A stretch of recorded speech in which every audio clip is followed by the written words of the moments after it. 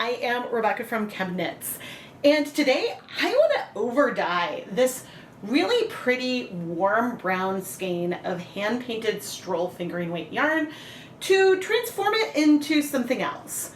Now, into what? I haven't decided yet, but I think it would be fun to dip dye this yarn into two different colors to add more dimension onto a colorway that already has a lot of dimension to it. Now, if you want to learn more about this yarn base, I will have KnitPicks affiliate links down in the video description, so I may earn a commission if you make a purchase after clicking on one of my links. But the original color here was Tiger Eye. And this yarn is 75% superwash merino wool, 25% nylon. I dye stroll all the time, and normally if I'm going to recommend you get a colorway that's already dyed for overdyeing, I would recommend a pastel versus something like this. Now, this is a hand-painted line with a variegated yarn, but the other thing about this yarn is it's been reskeined from the way it was dyed. And so therefore the lighter golden brown patches are more randomly distributed throughout the fiber. Versus if it was as it was dyed, then we would see the different sections on the skein.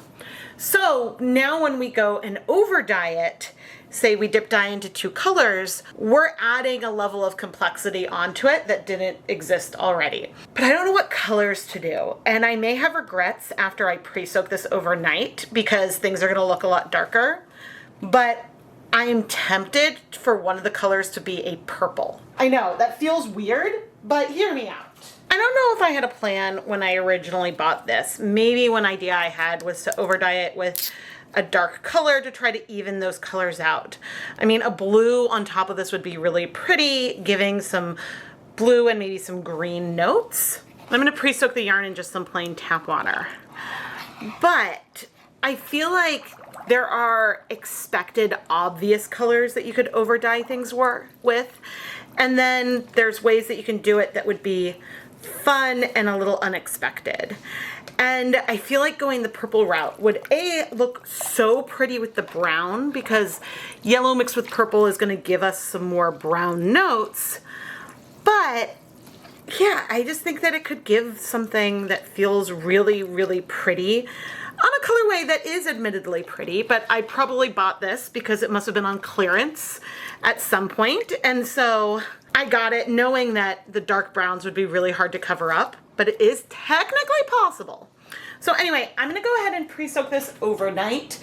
Technically, with this yarn base, you really only need 30 minutes, but an overnight soak isn't gonna hurt it. And then we'll pick some colors to try some dip dyeing. Or who knows, by the time I come back, I may have a completely different idea of what I want to do to this yarn.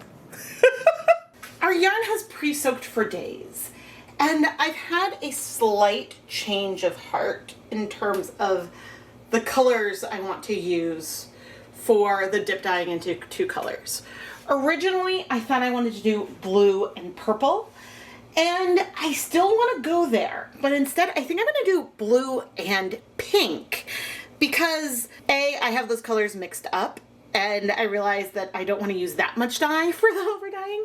And B, when I was thinking about this and thinking about the purple, I was like, oh, I'll just mix my own purple out of the blue and pink. And if I'm going to go through that trouble, then I may as well just use the pink, because we'll be adding the blue in the other layer, and so therefore the pink will be turning purple somewhere on this yarn. Make sense? Okay, here is my dye pot. In the dye pot, I have 16 cups of water, and let's add 1, 2, 3, 3.5, 4.5, 5.5, 6.5. We'll add another little half, so we have about 7 tablespoons of white vinegar in here. I'm gonna go pop on my gloves and safety glasses, and we'll bring over the pink dye first. The pink dye we're using today is a 1% dye stock of Dharma Deep Magenta, and I'm gonna do a tablespoon, which is about 15 milliliters of dye. Now my plan is to dip dye our yarn in here, and should I feel like this color is not enough, we can always add more, but we wouldn't be able to remove any of it. And so that's why I'm going to start with a little bit. But the two colors, because the other color I'll use is Caribbean blue, they both pack a punch. But anyway, I'm gonna let this heat up and bring it to a simmer before we start dip dyeing our yarn. Okay, we are at a boil. I'm gonna reduce the heat and bring over our yarn so we can start dip dyeing. There is still liquid left in here, but I'm not gonna worry about that. I'm just gonna add the yarn, raise it up. First impressions, I don't see a huge change. Don't forget that this color is so dark that we're really probably only going to see a change on that lightest blue area. And you know what? I see a change in the yarn now. Very, very subtle. When you're picking a yarn to over dye, you really need to use some common sense, I guess is the best way that I can put it when you're picking your colors. Because if your colors are super, super saturated, like this one is, we're not going to be able to make that big of a change. But we could still make a change. We just are going to need to be patient. Now, things aren't happening very quickly. As I'm dipping this in, we don't have that much pink in there, and who knows, maybe it is getting a lot lighter, but it's hard for me to say. One thing I do want to do right now is just look at that yarn there and compare that with where we started. Okay, so we are getting a change. It's just subtle, and I think that if our yarn had been white, those differences would be easier to see on camera than what we're seeing right now. But actually, the color is starting to clear, and so that is really, really good and means that we probably aren't going to need to wait very long before we dye this into a second color. But the question remains, do I want more pink? Because ultimately, I am seeing the pink go almost all the way up. I have not added this last little end in, and you can see that with these last few dips, that pink has left the building. We have successfully sucked up all of that color. So what I want to do is remove the yarn. Oh, look at that pink. Oh, that is so pretty. And I'm going to add this into just like a foil pan so we can take a closer look. Okay, we're gonna have some steam probably coming out because we're sitting on top of the basket. But you can see that the difference between the original yarn here and what we've achieved with the pink is actually fairly significant. And that pale sort of yellowy brown color didn't really have a huge impact. I'm not feeling orange even when we get into the lighter pinks over here. And we definitely feel very pink over there. I'm curious about if it'll feel green when we add the blue or not. Either way would be actually completely fine with me. So what I want to do here is I want to move the zip tie from the bare yarn where we had it to the other end of the yarn. So see, now the zip tie is over at this pink end. And this way, when we go and dip dye into our blue, the undyed portion of the yarn is going to go into the dye bath first. Speaking of the blue, I have my 1% dye stock of Caribbean blue, which is a very bright blue dye. I'm carefully pouring that in. I'm not going to put this measuring spoon straight into the dye bath. And the big reason for that is because I don't want it to melt, so I rinsed it off in the sink. Okay, and the dye bath is clearly still warm, but I want things to heat up a little bit before we come in. with the yarn, and I'm going to add a little more acid. Let's do another 4 tablespoons of white vinegar. Because I did already mention that this particular dye color takes longer to strike, to bind to the yarn. And so we could turn this pink purpley, depending on the proportions. I'm not expecting this to completely exhaust from our dip dyeing, but it could surprise us. You never know. So I'll be back in like 5 minutes or so. I'm just gonna let this heat up a little more. Not because it needs to be hot, but because I wanna help those blues strike to our yarn faster. Let's dip dye. Now, I'm dip dyeing one end into one color and the other end into a separate color. Can't tell if that's looking green to me or not. But you don't have to do things that way. We could have rotated the zip tie any direction around, and anywhere we ended up would give us something a bit different, which I think could be fun. Now I want to do sort of the same thing I did last time and just briefly lift this up. I don't have any of the original color left.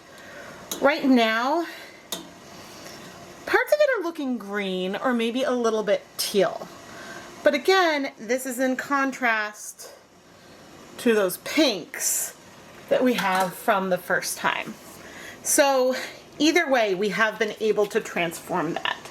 Now the dark browns on this yarn are also going to be absorbing color. I don't want to discount that because that's not nothing. And we may observe more of a difference in those colors in the end. But because the yarn is wet and so therefore it's a little harder to see, we're not going to feel that in the way we're going to feel the transformation of that lighter yellow blue. And I have to say, I'm feeling a lot less green now than I did before. But again, it's hard to say, and I have not added the pinkest end yet. I will at some point, but I'm trying to absorb as much of the color as I can.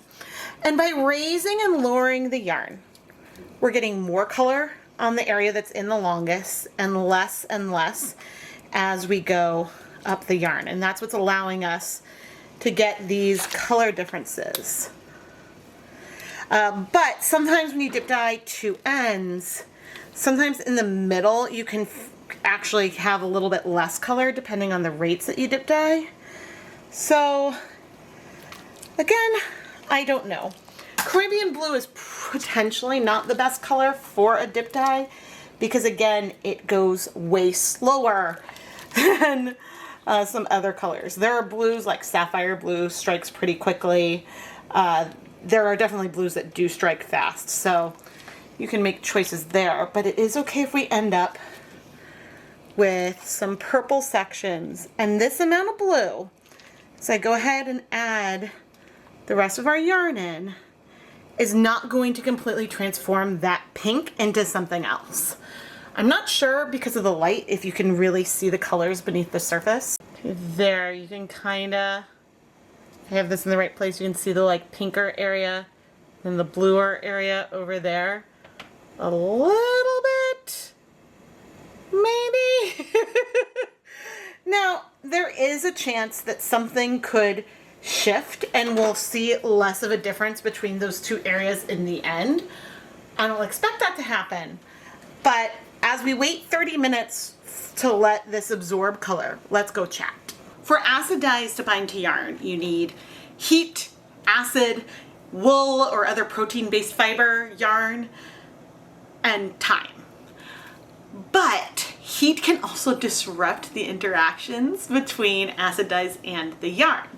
So there are some colors that you can dye, they won't bleed when you wash it, but then if you go and put it in a hot dye bath, even in an acidic environment, some of that color is going to bleed out. Emerald green is a color we know we do this, that would do this. And the blue. I think Caribbean blue is another color I would have on that list where colors can bleed when wet and then they might suck it back up as it cools. This could cause back staining where color can move to areas of the yarn where it wasn't present before. Now, I'm not expecting our deep magenta to do that, but one thing that could shift those color differences we have on different sections of the yarn could be if this is something that happens with the color. Another thing that could happen is that if I had so much blue in our dye pot, when I added things in, it could average and make the difference of the colors at the two ends really subtle. Now, I'm again not expecting that to happen here today with these colors, but that is something that has happened in the past. So sometimes with dip dyed yarn, if you get to a color that you like and you want it to stay there, remove it from the dye bath and just steam set it instead of letting it absorb all the color in the dye bath. I think I mentioned earlier that I wanted to start with a little bit of dye because you can't remove dye, but you can always add more. Well, you can always remove the yarn from your dye bath early if you hit the color that you want. You don't have to let it absorb all the color just because that color is there. The big caveat and the reason why starting with less dye is a good idea is that sometimes you can't control how quickly the colors may strike to the yarn. So you may end up with something deeper than what you intended. And so that's why start low, add more dye as needed.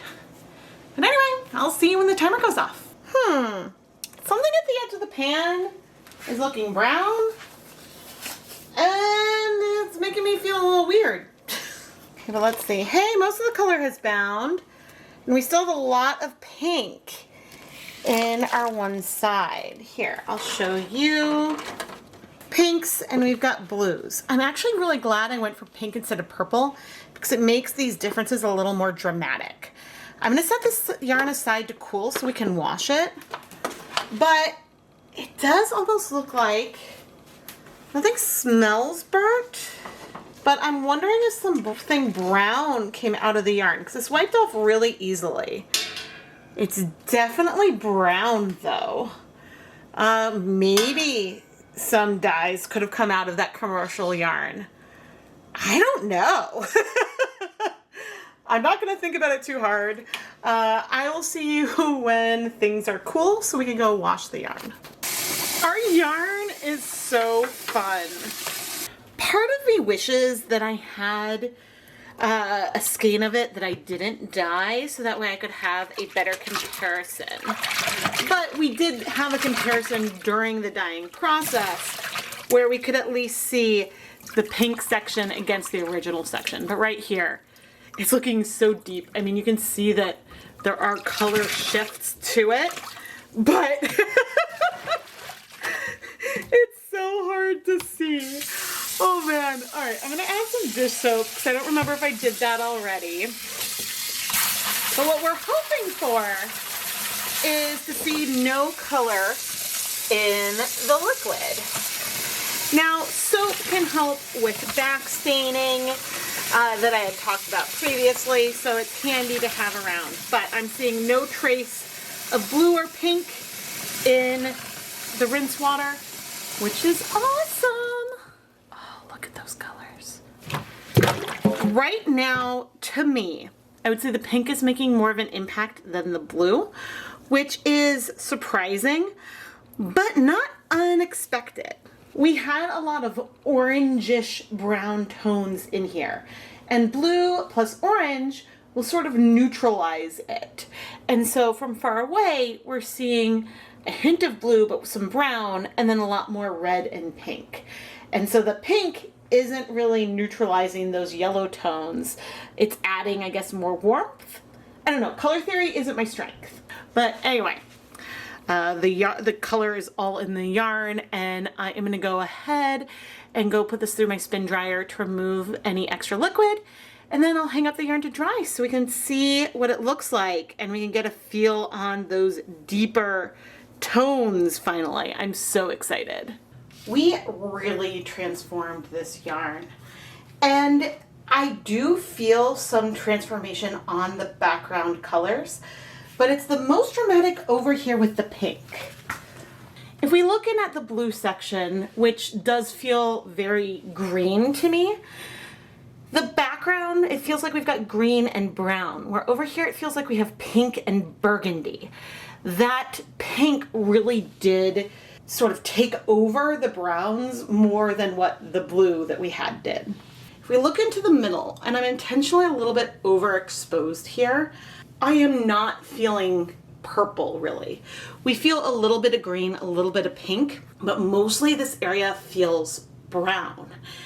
And I think that what we did was tone those yellow brown areas to make it more cool toned.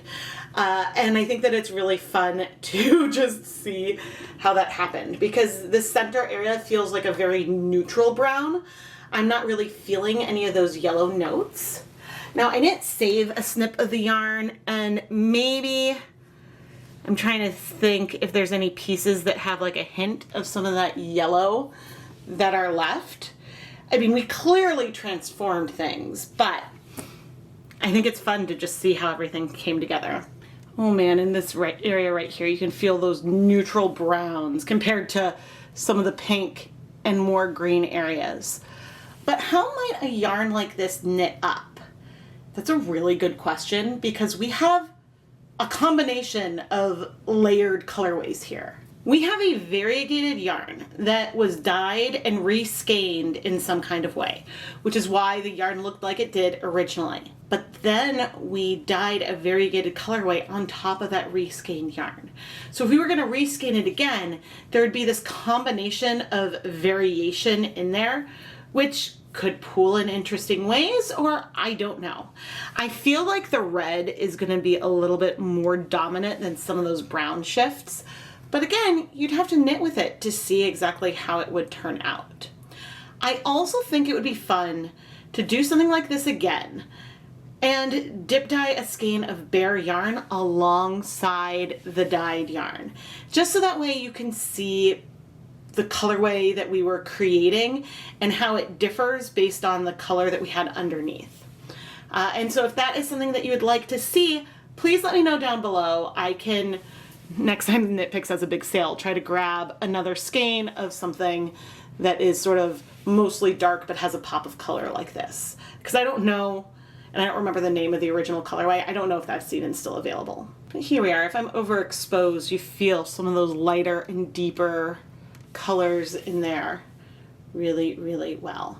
I am Rebecca from ChemKnits, and when you're overdying yarn, you need to think about the colors that you're going to pick, because some things you pick for the overdying could very radically transform what you're creating, and other colors may just more neutralize what you started with. Now, I would argue that this is still a transformation, and maybe that is exactly what you wanted. But I think if we wanted to tone things down, we wouldn't necessarily have needed to use a combination of blue and pink. We could have gone for a different brown. I guess you could play around with this in a lot of different ways. But it's just important to consider that the base color you're starting with is going to impact the color that you have. Because even if we went for a darker red, we still have all those undertones in there, which is absolutely gorgeous. It's transformed, but we didn't cover up that variation.